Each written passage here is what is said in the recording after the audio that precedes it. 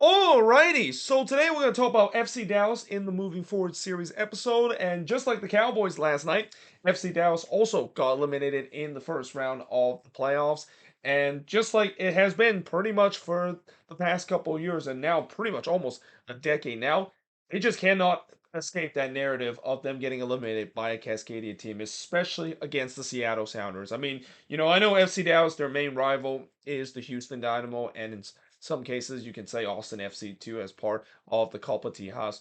But you could really argue that FC Dallas fan, if you ask them who is their most hated team besides those Texas team, it's got to be the Seattle Sounders. Seattle has just simply owned FC Dallas in the playoffs, and once again, it should be no surprise that this year they got eliminated by the Seattle Sounders again in the first round. Now, in terms of this season, they finished with an 11, 13, and 10 record and finished with 46 points. They only scored 41 goals this season. Goal scoring has been always been a problem for this FC Dallas team. I mentioned it that a problem last year, and then even under Luchi Gonzalez, it was especially a problem for this team. But one thing that they have always been strong on, and that is on the defensive end. They've only given up 37 goals this season with a +4 goal differential. They finished seventh in the Western Conference, but like I said, they just cannot escape from the ultimate ending of their season in the hands of the Seattle Sounders as they got eliminated in the first round. Though it was a very tightly affair matchup, more tightly than I thought it was going to be, especially them pushing Seattle into game three. But again, the goal scoring was just not there for this team, and especially every time when Dallas has to go into Seattle, it's pretty much like an automatic L whenever Dallas play against Seattle at Lumen Field. Now, in terms of the head coach, it's Nico Estevez. He's been there since 2022, and the chief soccer officer, Andre Zanato, he's been there since 2019, and there's rumors saying that he's going to be getting a contract extension in the near future. Now, in terms of the top goal scorer of this team, well, for a team that struggled to score goals, surprisingly, they actually had a double-digit goal scorer, though it's also not surprising to see that Jesus Ferreira leads the team with 12 goals, followed by Bernard Comungo with 6 goals, Hotner Obrian with 6 goals, although Obrian is no longer with this team. And then you got Alan Velasco with 4 goals and Kosi Tafari with 3 goals to round up the top 5 goal scorer list. Top assist leader, it's also Jesus Ferreira with 6 assists, followed by Hotner Obrian with 5 assists, Paul Ariola with 4 assists, Kosi Tafari with 4 assists, and then Ensemblin with 4 assists to round up the top 5 assist leader for this Dallas team. Now, when you look at the last 5 seasons, it's been pretty similar in terms of how they got eliminated in the playoffs. But in terms of where they're in the standings, it's for the last 4 years it's been kind of a little different. This year they just made it to the playoffs in seventh position with an 11, 13, and 10 with 46 points. But last year they finished in third place with 14, 11, and 9 record and finished with 53 points. And unlike this year, last year they did win a playoff game against Minnesota United, but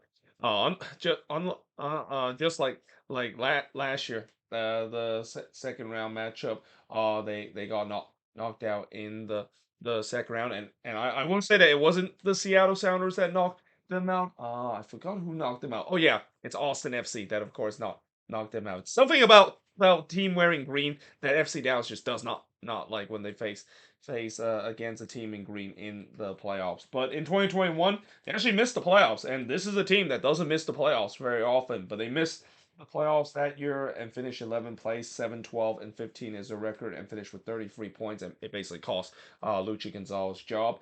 And then in the COVID shortened season, they finished sixth with a 9, 7, and 6 record and finished with 34 points. They actually beat a Cascadia team in that COVID shortened season, the Portland Timbers, but unfortunately, they cannot escape from that narrative of them losing to the Seattle Sounders as they lost to them in the second round. And then in 2019, they finished in seventh place, just like this season, with a 13, 9, and 12 record, but they did finish 2 more points than they did this season at 48 points. Now, in terms of average attendance, 18,239, and that's good for 22nd. I'll tell you what, if there is a team that you could argue that has the biggest attendance boost ever since the COVID pandemic has been I wouldn't say officially over, but you know that we're probably now past the stage where really nobody really cares about the whole COVID pandemic or make a big deal out of it. Um, you got to say FC Dallas is that team because prior to the pandemic, this was a team that was struggling in attendance. They were averaging like 13 or 14,000 fans in the stands, and that's just pay attendance too, because there was a lot of empty seats you see at Toyota Park, and for the past couple of years, they actually have been able to do much better in terms of attendance. In fact, the stands definitely look more full than what we've seen in the previous couple of seasons, and it's not like Dallas has improved too much compared to what we see in pre-pandemic season. I heard that it seems like they did a much better job in terms of marketing, and not to mention when you have guys that comes out of the academy, and especially homegrown kind of players that are considered to be fan favorites, it's no surprise the attendance really raised to a point where, yeah, Dallas, a team that it's hard to believe a couple of years ago they were one of the butts of the jokes about bad attendance, and they were a classic example of what people say about Texas soccer and how Texas soccer just does not work whatsoever.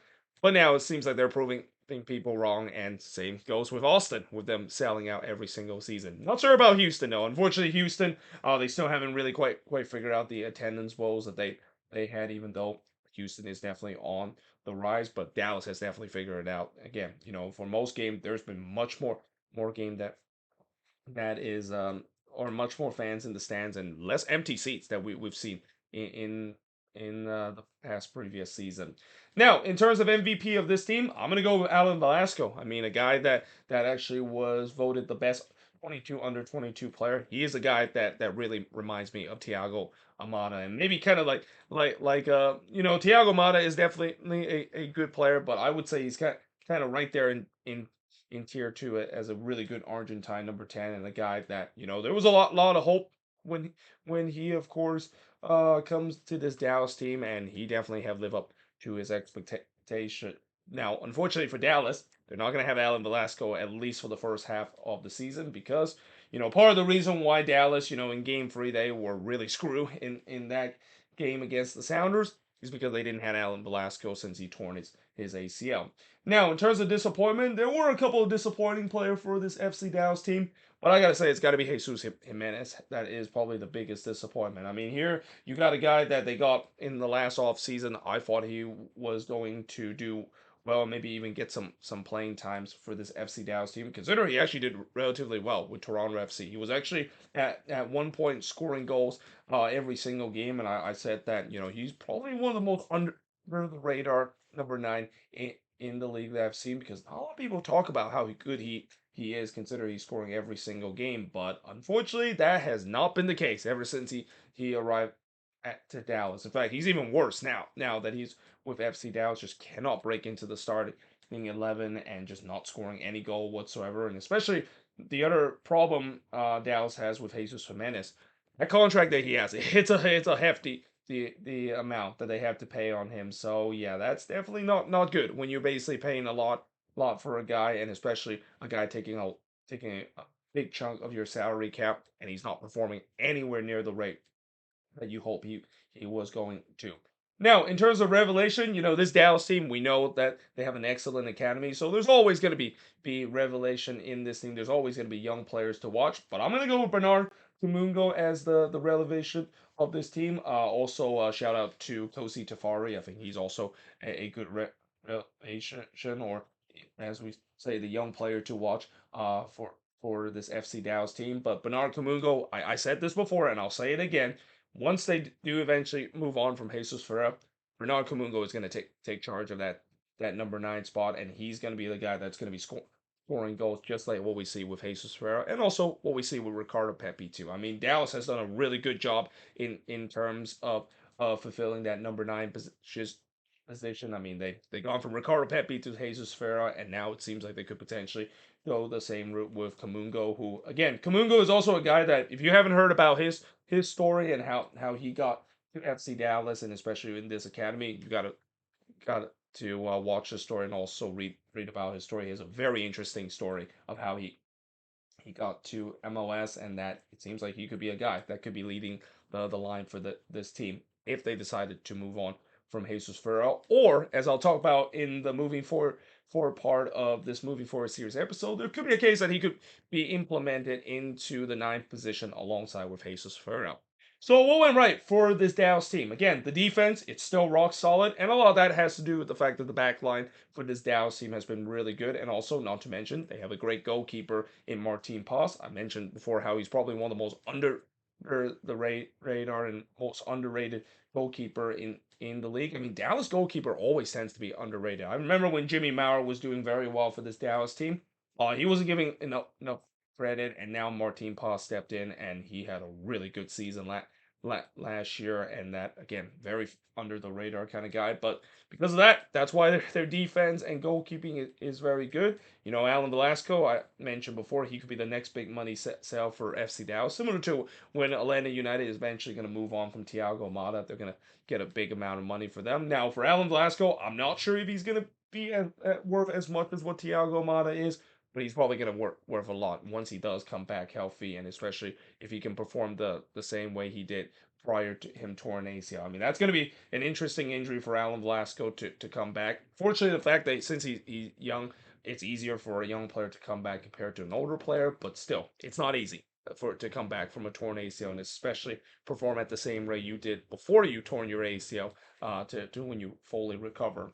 And then, of course, there's still plenty of young talent in this roster that can form a good core. I mean, when you look at this Dallas team, they do have a decent forming, and obviously, you know, if they do keep some of their players in this roster, you could say that this team could have the potential of being able to do something in the playoffs. But unfortunately, that's the problem for this Dallas team. It feels like there is that potential to do so, but they're just unable to break out. And a lot of that is what we talk about. What went wrong in this team? Why they haven't reached their potential? Well, part of that is because the attack still looks flat and unpredictable at time. And I think this definitely is a big finger pointing toward Nico Estevez, and that, you know, as good as Nico Estevez has been at times with FC Dallas, the tactics that he used, and especially with the way that they just don't look really good when they go for it on the attacking end. They feel very predictable when they go on the attacking end.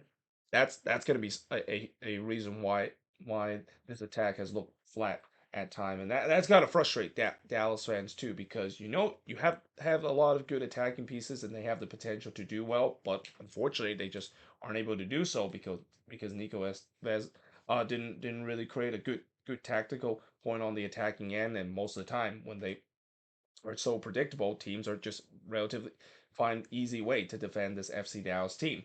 And then of course they were unfortunately on the wrong end of a thrilling League Cup game against Inter Miami, which was kind of interesting about that one is that that was arguably their best attacking performance of the season. I mean, they were putting up numbers against that Inter Miami team, though again, as I mentioned with Inter Miami before, just because they have all these superstar name, and of course you have the greatest player of all time, it doesn't hide the fact that they still had a really bad defense. But still, you know, that Dallas team really light up that Inter Miami defense, especially Alan Velasco definitely light up that Inter Miami defense. But still, unfortunately, their defense, which was a strong point of this team, just kind of had an off night. Well, of course they had an off night, and also when you of course are facing against the greatest player of all time, yeah, it's not going to be easy to try to stop him, especially of him just having an incredible good run of form heading into not heading into the League Cup, but in general just being ever since joining Inter Miami. So yeah, unfortunately they went on the wrong end. The Frolin Leeds Cup game, you could argue that was probably the best Leeds Cup game. I mean, I don't think there was a game in the Leeds Cup as high scoring as what we saw in that game that ended 4-4. And unfortunately, they weren't able to come on the right end of the PK shootout. And then, of course, the annual playoff loss against the Cascadia team, once again to the Seattle Sounders. They just cannot get over the hump uh, against the Cascadia team, and that this is where I mentioned before. Every Dallas fans are basically saying that, yeah, if they play against a Cascadia team, they are screwed with all caps, because, you know, it just feels like it's a narrative for whatever reason. They cannot beat either the Portland Timbers or the Seattle Sounders in the playoffs, especially against the Seattle Sounders, and that's going to be something that they're going to have to change if they do want to go deep into the playoffs. I mean, every team does have a bogey team, especially when you get to the playoffs, and if you're going to overcome that bogey team, you got to beat them. Now, moving forward, I mean, that's kind of one of the things that they need to do. They do make it to the playoffs, so they face against Seattle again. You think that maybe this might be the time to do so, But really, I think moving forward is definitely on the attacking end of this team. Is that again, with Alan Velasco not being available for the first half of the season, and a lot of the attack run toward him, you wonder, are they going to maybe look for a short term solution in terms of getting a number 10 to cover Alan Velasco, or for at least half of 2024? And if they are not going to do that, then here's another interesting proposal that I think Nico Estevez could do. Why not put Jesus Ferreira in that number 10 row and maybe put Kamungo in the number 9 position? Yes, I know Jesus Ferreira is not known to be a number 10, but he can play in a role that is similar to Hani Mukhtar, where, Hani Mukhtar, as I mentioned, probably one of the best goal scorer and assist maker in this league. And a lot of that is because he played in a more advanced number 10 position. Jesus Ferreira can do the same thing. I mean, Jesus Ferreira has proved that he can be a playmaker, considering he leads the team in the goal scoring and assist department. So why not slot him in that number 10 position? Maybe play him more of an advanced role. And then you have Bernard Kamungo, who was red hot ever since he came to this Dallas team. And now all of a sudden you have a good 1-2 punch alongside with other guys I've even mentioned, with Paul Ariola being there to support this attack. And then, of course, the third thing I would say about this FC Dallas team is the question of Nico Estevez. So, Nico Estevez, I think he has a contract option heading into this upcoming season. I think Dallas is going to pick that up. But the big question with Nico Estevez is the fact that, if this team fails again this year, not just to not make it to the playoffs, but actually make some progress and actually win some playoff games to go on a deep run. Do you think maybe Dallas fans might be calling Nico Estevez has? And again, this is where I go back to what I said with the first thing that went wrong for this team, of the fact that it feels like whatever tactics that he used on the attacking end, it just feels way too stale. It feels way too stale, way too predictable. And this feels like it's very similar to what we saw with Luchi Gonzalez. I mean, when Luchi Gonzalez was this Dallas team, well, the problem with Luchi Gonzalez that he tends to be a little bit conservative when it comes to the attacking, and he's more kind of a defensive mind kind of head coach, and that means that while the back line is very solid for this Dallas team, going forward they look really lackluster. They're on the attack, and I think now I'm starting to see the problem. Now that he's coaching the Quakes, and how this season I mentioned the Quakes.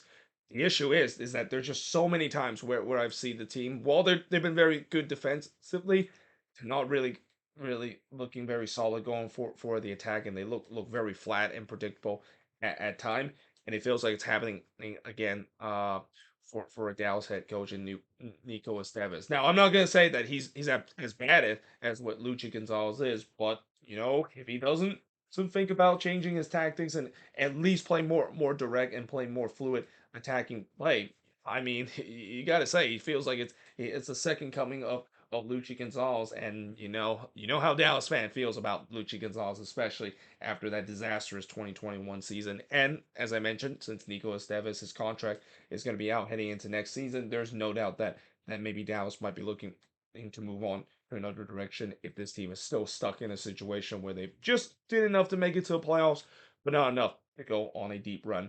And then lastly, again, talking about the injury concern. So one of the other injury concern that they have is Javini Jesus not being able to be playing next year.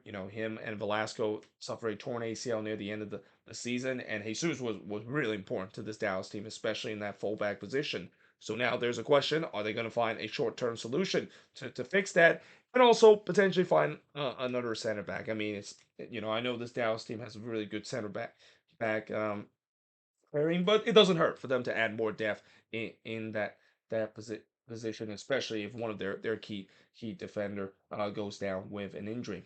But there you have it. That is pretty much it. Looking at FC Dallas in this moving forward series. As always, let me know in the comments below what do you think of this video. If you're a Dallas fan, what do you think went right, went wrong, and most importantly, moving forward, how is this team going to look heading into next season? But until then, hope you guys enjoyed this video. If you do, make sure you guys leave a like, smash the subscribe button, and yeah, I of course will see you guys next time.